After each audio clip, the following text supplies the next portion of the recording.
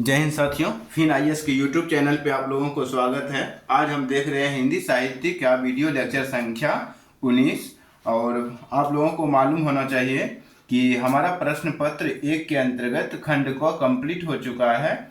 अगर आपने प्लेलिस्ट के माध्यम से वीडियो लेक्चर जो है एक क्रम पूर्वक नहीं देखा है तो आप प्लेलिस्ट चेक कर सकते हैं। अगर जिसका मतलब कि ऑप्शनल होगा, ठीक है, हिंदी साहित्य ऑप्शनल जिसका होगा वो देखेंगे, जिसका नहीं होगा वो कल देखेंगे। हाँ, अगर उसका यूनिवर्सिटी का एग्जाम है कोई, ठीक है, DU का है यानी दिल्ली यूनिवर्सिटी का है, BHU का है, बनारस हिंदू यूनिवर्सिटी का है, या फिर कोई भी अन्य यूनिवर्सिटी का है तो वहाँ से आप उसके लिए भी देख सकते हैं। अगर हिंदी साहित्य आपका बैकग्राउंड है तो देख सकते हैं, नहीं तो आप लोगों के लिए वीडियो नहीं है। ठीक है, अब हम बात करते हैं खंड क तो कंप्लीट हो चुका है। प्रश्न पत्र 1 में 2 खंड होते हैं, खंड क, खंड ख। खंड क का जो है सारा टॉपिक हमने कंप्लीट कर रखा है। और खंड ख के अंतर्गत जो है खंड ख के अंतर्गत पहला टॉपिक हमने कंप्लीट कर रखा है। और दूसरा टॉपिक के अंतर्गत हमारा गो पॉइंट चल रहा है क्या, तो रीतिकाल। रीतिकाल यानी कि उत्तर मध्यकाल भी इसको बोल देते हैं। तो यही आज का हमारा विषय वस्तु है, इसी को आज हम विस्तार पूर्वक पढ़ेंगे। इससे पहले आज का जो कोटेशन है वो क्या है, तो समय का सम्मान करो, समय तुम्हारा सम्मान करेगा। ठीक है, तो इसको आप नोट करके रख सकते हैं, नहीं तो कोई बात नहीं, स्किप भी कर सकते हैं। ठीक है, तो चलिए हम हिंदी साहित्य का रीतिकाल या अर्थात उत्तर मध्यकाल पढ़ते हैं। ठीक है, तो हम अब स्टार्ट करने वाले हैं। इसको ऐसा करते हैं, इसको पूरा हटा देते हैं। पूरा हटाने के बाद हम लिखेंगे, जगह भी बन जाएगा।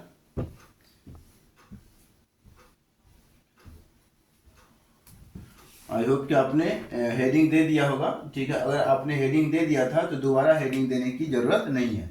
हम भले हेडिंग देंगे। तो ग नंबर हमारा स्टार्ट हो रहा है और लिखेंगे रीतिकाल उत्तर मध्यकाल। और इसी के अंतर्गत हमें लिखना है क्या, तो ये इसका समय लिख लेना है। समय लिखना है कब से कब तक, तो 1700 से 1900 के बीच की बात होता है। इसमें 1700 से 1900 ईस्वी की बात हो रहा है। इसमें जो है आप लोगों को क्या लिखना है, तो पहले हम मार्कर को चेंज कर लेते हैं, मतलब पेन चेंज कर लेते हैं, उसके बाद हम लिखेंगे। ठीक है, तो पहले हम इसका कुछ इन्फॉर्मेशन जो है, कुछ पॉइंट है के रूप में आपको लिखना है। जैसे हम लिखेंगे और वैसे ही आपको नोट करते जाना है। तो लिखिए, इस दौरान यानी कि रीतिकाल के समय, यानी इस दौरान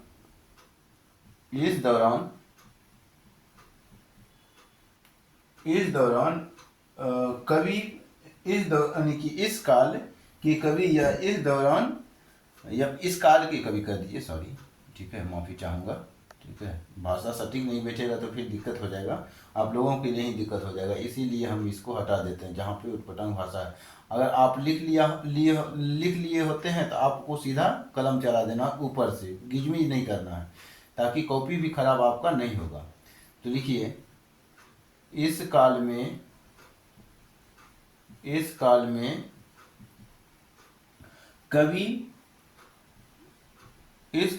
कवि दरबारों की ओर लौटे। ठीक है, दरबारों फिर से मतलब पहले जैसे कि प्रचलन में था वैसे ही इस काल में भी जो है दरबारों में या दरबारों की ओर लौटे। ठीक है, तो दरबारों की ओर लौटे लिखेंगे। इस काल में भी इस काल में कवि फिर से दरबारों की ओर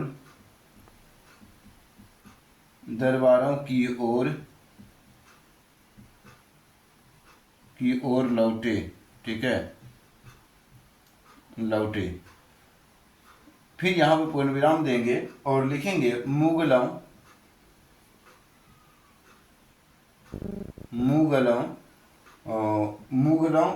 और देसी राजाओं, ठीक है, और देसी रियासतों भी लिख सकते हैं, और देसी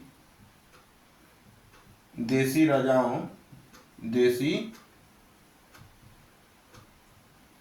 राजाओं, मुगलों और देसी राजाओं के दरबारों में, मुगलों और देसी राजाओं के दरबारों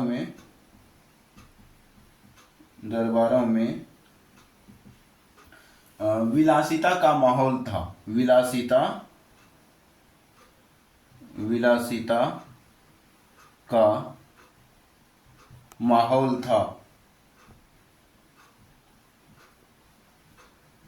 था। ओके, ये हो गया हमारा पहला पॉइंट। और जिसका सीधा असर कविता पर पड़ा, जिसका सीधा असर, सीधा ऐसे लिख सकते हैं,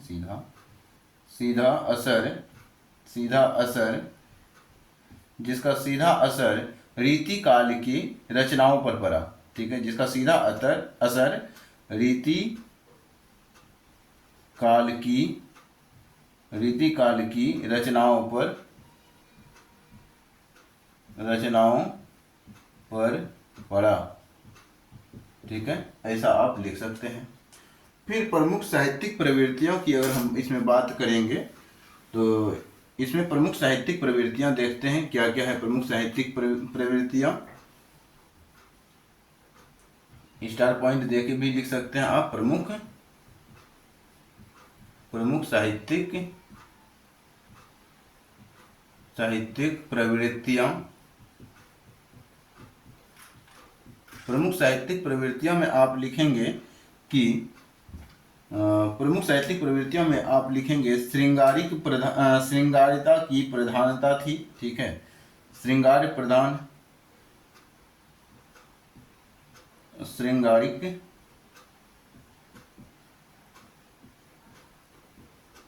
श्रृंगारिकता की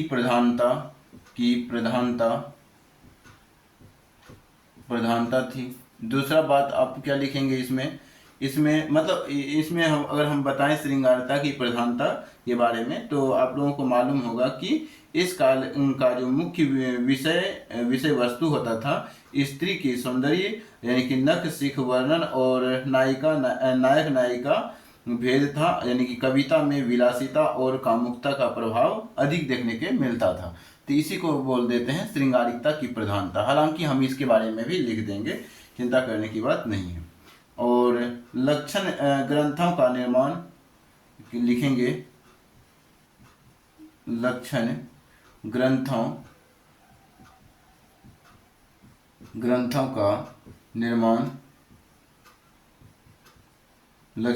का निर्माण। तीसरा पॉइंट में आप लिखेंगे ब्रज भाषा का व्यापक प्रयोग, ब्रज भाषा का व्यापक प्रयोग, ठीक है, तो ब्रज भाषा का व्यापक प्रयोग ये लिखेंगे। और इसके बाद हम क्या करेंगे, इसको थोड़ा हटा लेते हैं, ठीक है, इसको हटा लेते हैं, एक एक करके हम देखते हैं, इसमें एक एक करके देखेंगे कि इसको पहले हम हटा लें।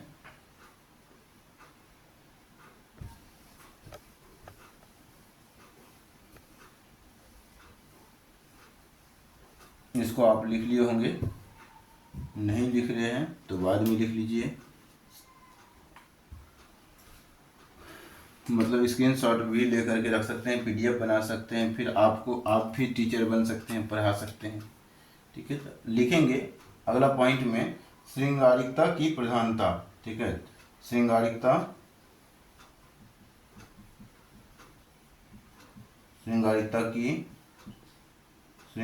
की प्रधानता। इसमें लिखेंगे कि इस काल का मुख्य विषय वस्तु, इस काल का मुख्य विषय वस्तु,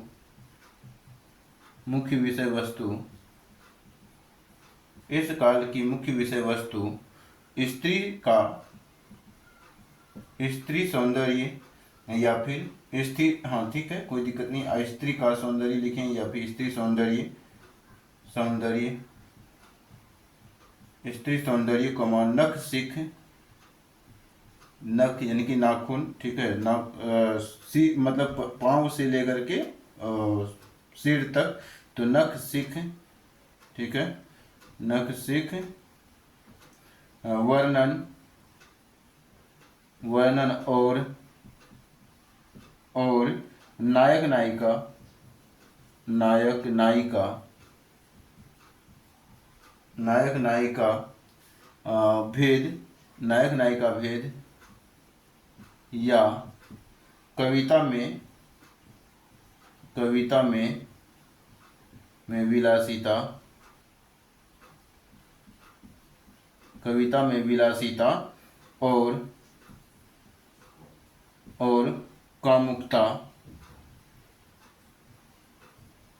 कामुकता का प्रभाव, का प्रभाव, प्रभाव का प्रभाव अधिक था, अधिक था, ठीक है। तो ये हो गया पहला पॉइंट, श्रृंगारिकता की प्रधानता। दूसरा पॉइंट में आप लिखेंगे कवियों ने यानी कि लक्षण ग्रंथों का निर्माण, इसके अंतर्गत क्या लिखना है, पहले लिखेंगे लक्षण, लक्षण ग्रंथों, ग्रंथों का निर्माण। इसमें आपको लिखना है कि कवियों ने संस्कृत व्याकरण और काव्य शास्त्र की, कवियों ने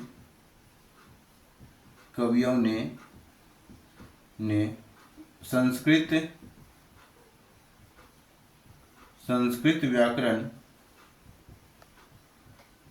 कवियों ने संस्कृत व्याकरण और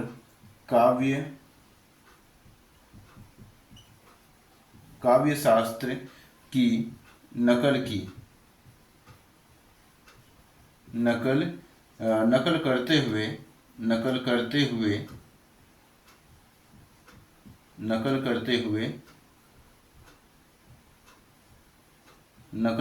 हुए रस अलंकार, रस अलंकार, रस अलंकार छंद आदि, रस अलंकार छंद आदि, छंद आदि के लक्षण समझने के लिए, के लक्षण, मतलब लक्षण ग्रंथों का निर्माण। तो इसमें क्या लिखना है, तो क्या लिखे, तो कवियों ने संस्कृत व्याकरण और काव्य शास्त्र की नकल करते हुए रस अलंकार छंद आदि के लक्षण, आगे लिखेंगे कि समझने के लिए, आदि के लक्षण समझने के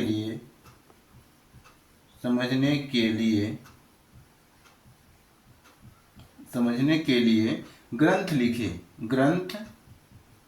ग्रंथ लिखे।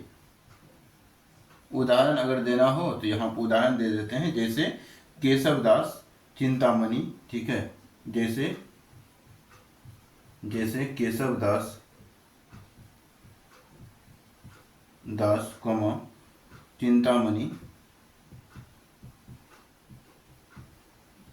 ठीक है। तो ये उदाहरण भी आपने दे दिया। अब अगला पॉइंट लिखना है ब्रज भाषा का व्यापक प्रयोग, इसी का स्टार पॉइंट है, ठीक है, इसी का स्टार पॉइंट में आप लिखेंगे ब्रज भाषा का। रीतिकाल में जो है ब्रज भाषा का व्यापक प्रयोग भी देखने के लिए मिलता है, जो कि साहित्यिक प्रवृत्तियां में ही आएगा ये भी। तो यहाँ पे लिखेंगे कि ब्रज भाषा का व्यापक प्रयोग, ब्रज भाषा का व्यापक प्रयोग, ठीक है। इसमें लिखना है आपको कि इस काल में ब्रज भाषा, इस काल में ब्रज भाषा,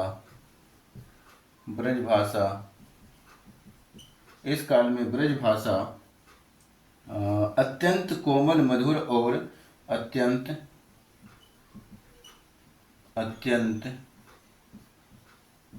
कोमल मधुर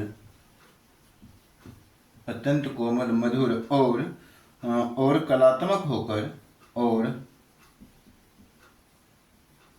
और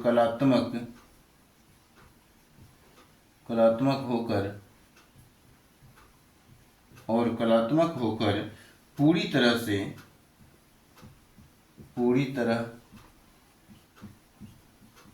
तरह से काव्य भाषा के रूप में,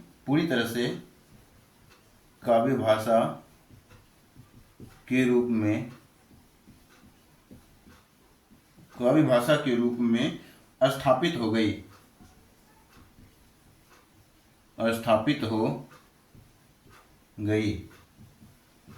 ठीक है। तो ये लिखना।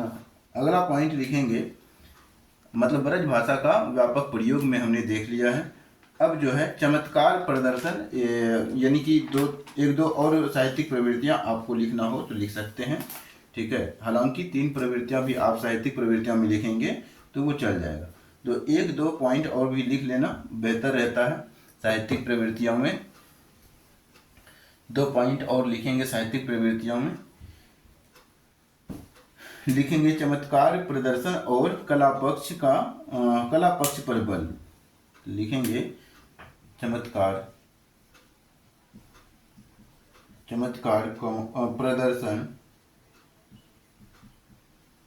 प्रदर्शन और कला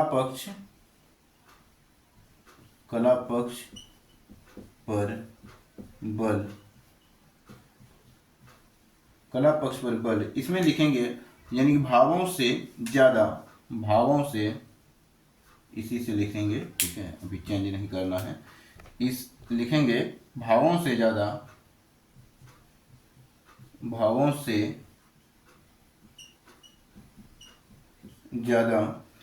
ध्यान इस बात पर दिया गया, भावों से ज्यादा ध्यान इस बात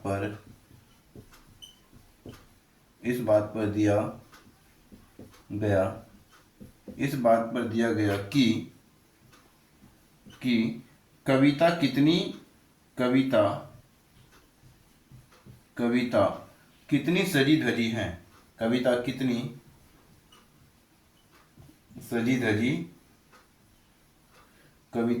सजी धजी है, ठीक है। कविता कितनी सजी धजी है। अलंकारों का ठूस ठूस कर अलंकारों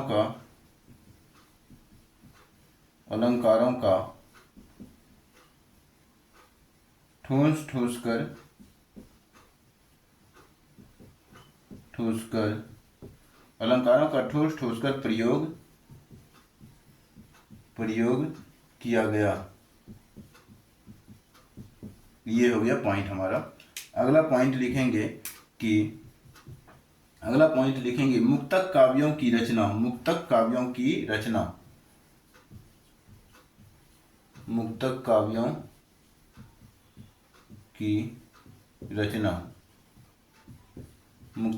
की रचना में लिखेंगे कि राजाओं को तुरंत खुश करने के लिए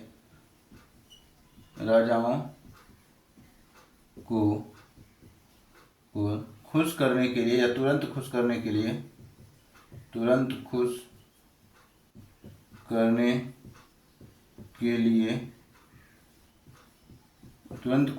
के लिए छोटे और प्रभावशाली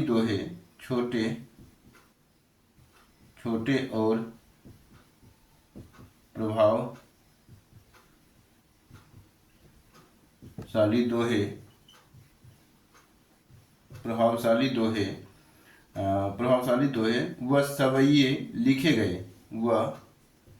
सवैये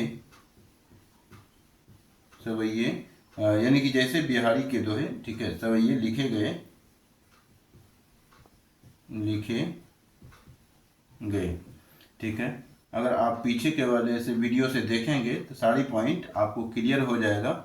अगर आपने पीछे के वीडियो को नहीं भी देखा, बढ़िया से अगर देख भी लिया है, हो सकता है कि आप रिवीजन नहीं कर रहे होंगे, जिसके कारण से आपको कुछ शब्द समझने में नहीं आएगा।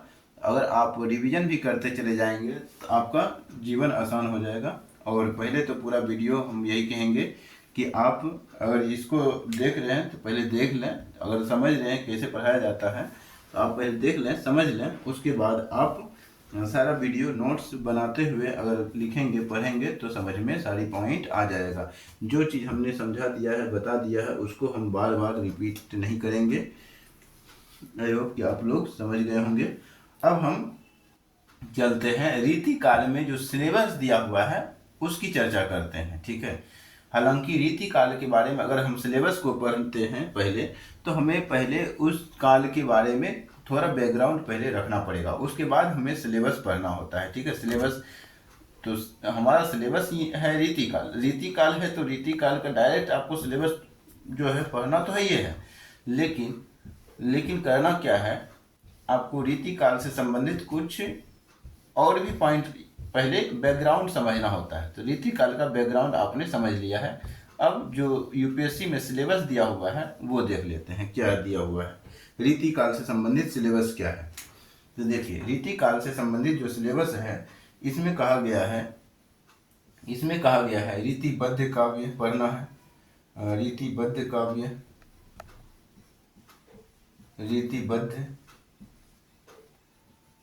रीतिबद्ध काव्य,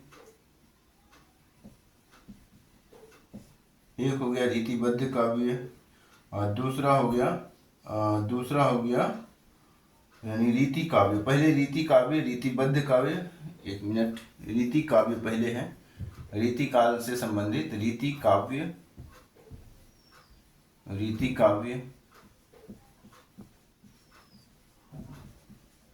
दूसरा पढ़ना है रीतिबद्ध काव्य,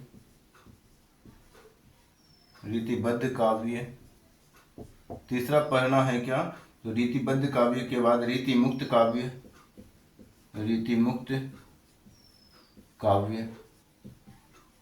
ये 3 काव्य पढ़ना है। उसके बाद प्रमुख कवि इसमें पढ़ना है। प्रमुख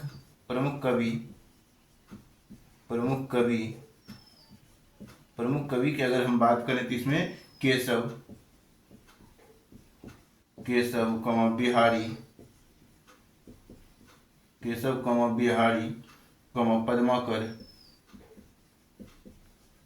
पद्माकर और घनानंद, ठीक है, और घनानंद, ये कवि पढ़ना है।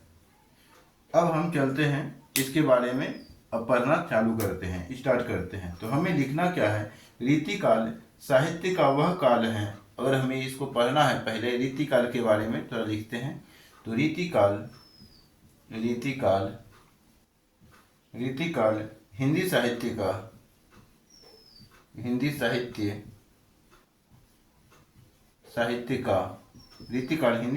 का वह काल है जिसका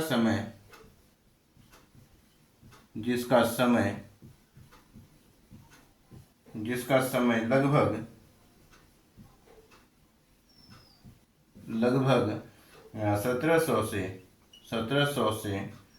1900 तक का, यानी कि ईस्वी तक माना जाता है, ठीक है, माना जाता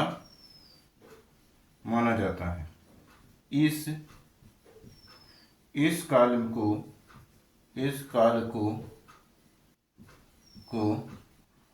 काल को श्रृंगार काल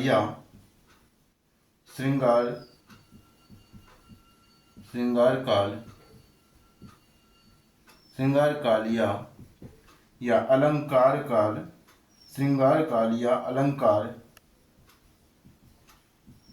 अलंकार काल भी कहा जाता है,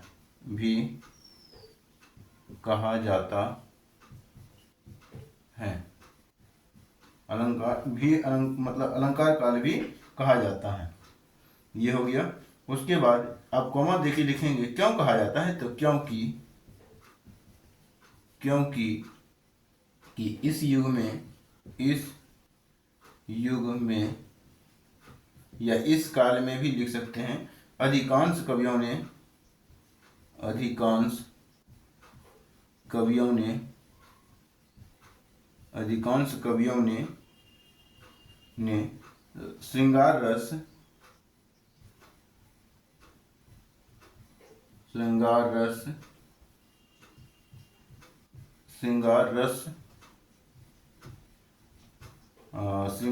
को नायिका भेद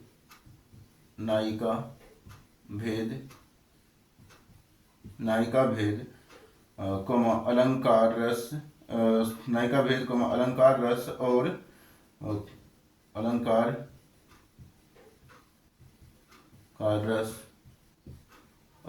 रस और काव्य शास्त्र को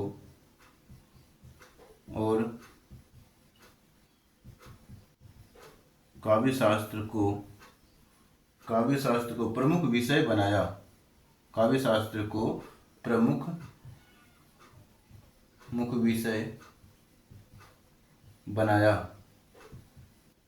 ठीक है, प्रमुख विषय बनाया। इस काल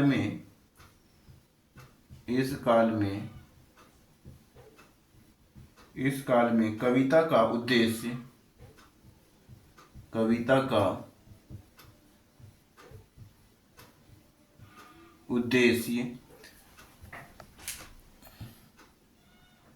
ठीक है, इस काल में कविता का उद्देश्य भक्ति के स्थान पर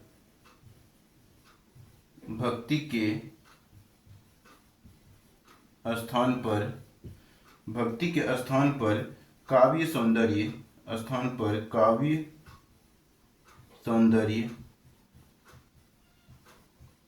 सौंदर्य और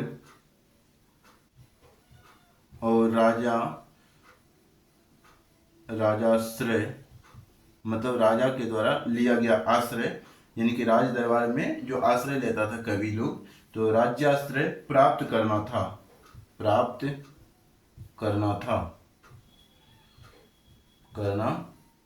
तो ये पॉइंट हो गया हमारा रीतिकाल से संबंधित। अब अगला पॉइंट लिखेंगे, पहले इसको हटा लेते हैं। अगर आपने इस पॉइंट को नहीं लिखा है तो इसको लिख लेंगे जल्द से जल्द।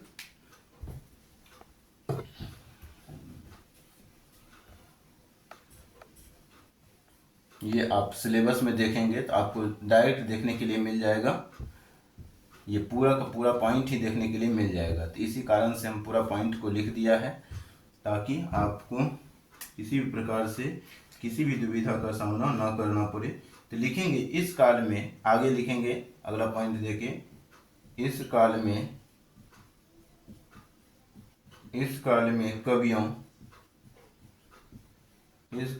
कवियों का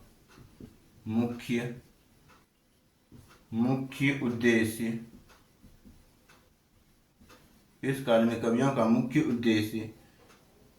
ईश्वर भक्ति न होकर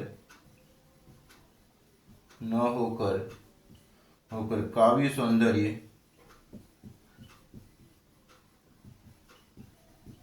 सौंदर्य श्रृंगार अलंकार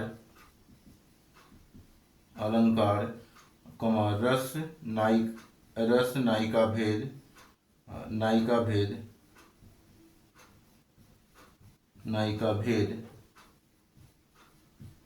भेद तथा काव्य शास्त्र का विकास करना था। ठीक है, इस कारण इसे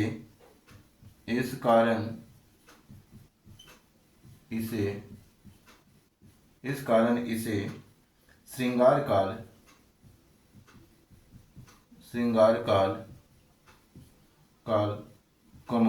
अलंकार काल या कला काल भी कहा जाता है।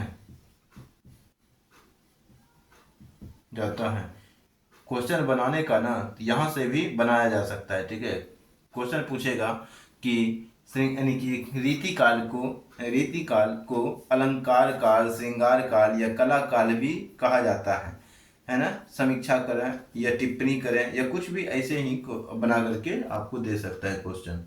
अगला पॉइंट लिखेंगे रीतिकाल से संबंधित, इसको हटाने के बाद, यानी कि आप नहीं हटाना है, हम हटाएंगे। आप हटाएंगे ना तो अनर्थ हो जाएगा आपकी कॉपी का। ठीक है, आपको नहीं हटाना है, आपको नोट करना है। ठीक है, आपको आगे बढ़ना है, आगे पॉइंट लिखना है। लिखेंगे कि रीतिकाल का अधिकांश साहित्य, रीतिकाल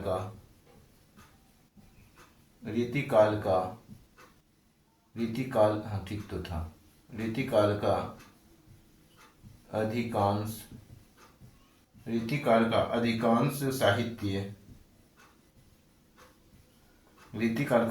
साहित्य राजाओं और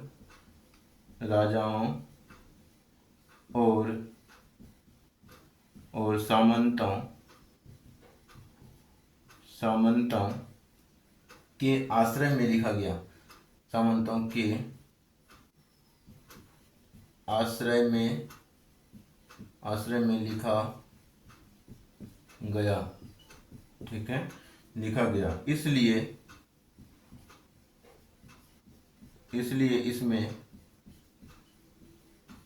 इसमें दरबारी संस्कृति,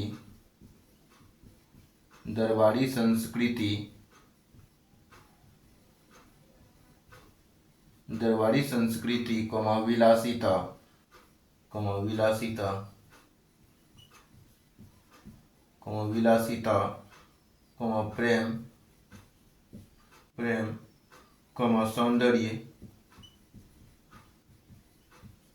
सौंदर्य और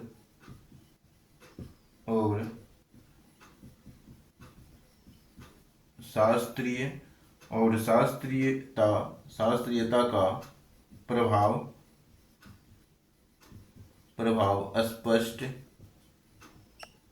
स्पष्ट दिखाई देता है।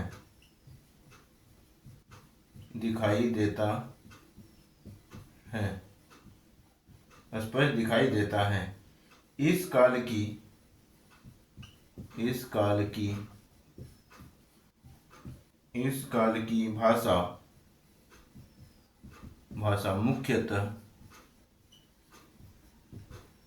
की भाषा मुख्यतः ब्रज भाषा रही,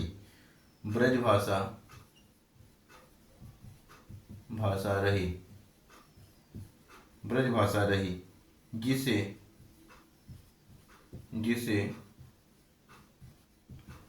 अत्यंत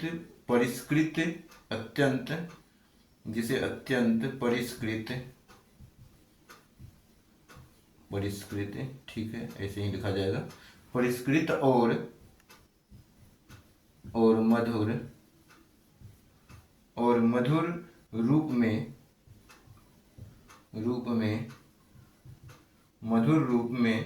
प्रयोग किया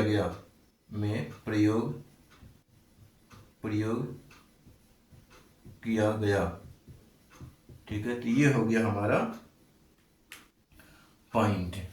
अब हम रीतिकाल का जो है, रीतिकाल को 3 स्ट्रक्चर बांटेंगे। 3 स्ट्रक्चर बांट करके हम इसमें भी प्रमुख पॉइंट लिखेंगे। ठीक है, मतलब रीतिकाल का पॉइंट ही, ये रीतिकाल का ही महत्वपूर्ण पॉइंट है। आगे लिखेंगे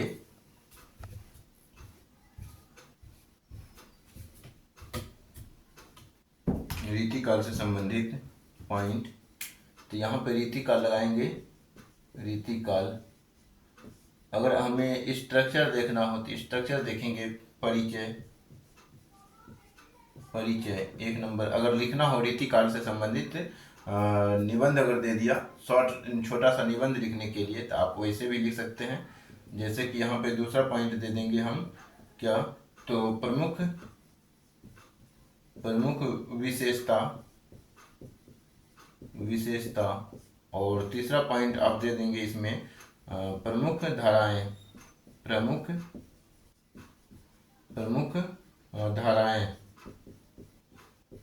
प्रमुख धाराएं। ठीक है, तो पहला पॉइंट जो है हमारा क्या है, तो परिचय है। पहला पॉइंट में हमें क्या पढ़ना है, तो परिचय पढ़ना है। उसके बाद अलग अलग पॉइंट में हम सबको समेट लेंगे। तो इसमें पहला पॉइंट आप परिचय दे करके आप हेडिंग दे देंगे, परिचय। मतलब रीति काल से संबंधित परिचय कैसे लिखा जाता है, तो वो आप लिखेंगे। रीति का अर्थ है, रीति का अर्थ है,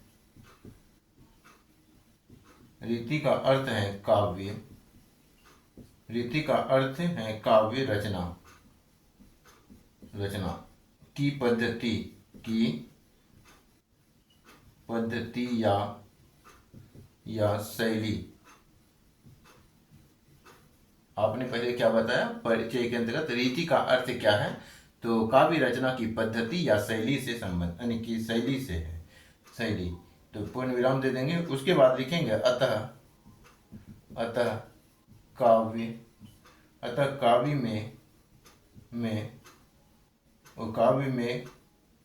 अतः काव्य में काव्य शास्त्र के, काव्य शास्त्र के, काव्य में काव्य शास्त्र के नियमों के अनुसार, के अनुसार रस,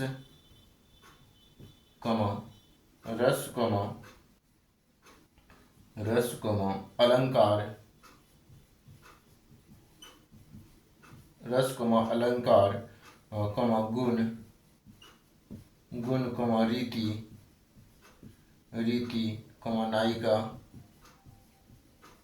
नायिका भेद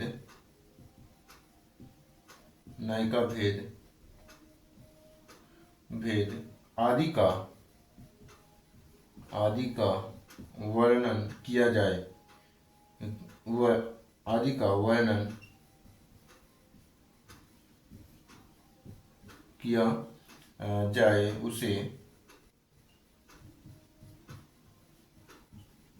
उसे रीति काव्य कहा जाता है, उसे रीति काव्य कहा जाता है,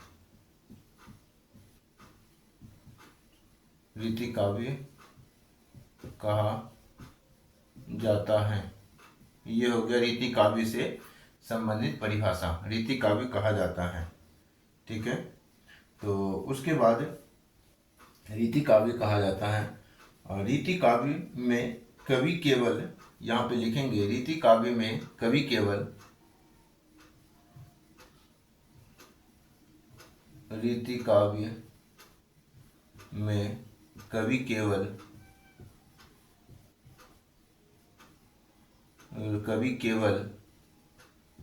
रीति काव्य में कवि केवल भाव व्यक्त नहीं करता। रीति काव्य में कवि केवल भाव व्यक्त नहीं करता,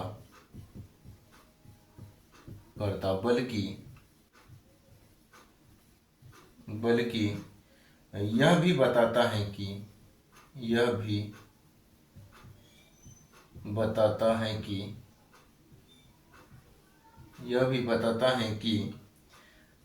कि श्रेष्ठ कविता कैसे लिखी जाती है, श्रेष्ठ कविता कैसे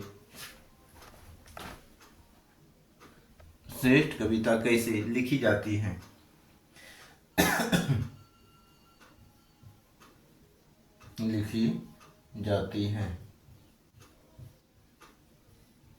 ये हो गया हमारा पॉइंट। इसलिए इसमें काव्य शास्त्र और साहित्य शास्त्र का विशेष महत्व है। इसलिए इसमें काव्य शास्त्र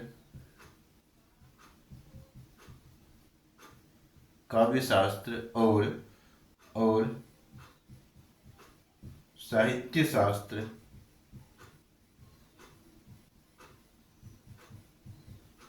साहित्य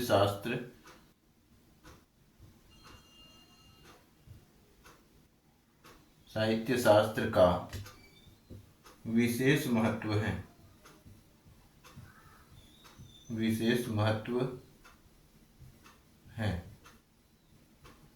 ये हो गया हमारा पॉइंट। ठीक है, अब अगला पॉइंट लिखेंगे रीति काव्य की प्रमुख विशेषताएं। ठीक है, इसको अब हम हटा देते हैं। अब हमारा पॉइंट क्या होगा, रीति काव्य की प्रमुख विशेषताएं। ठीक है,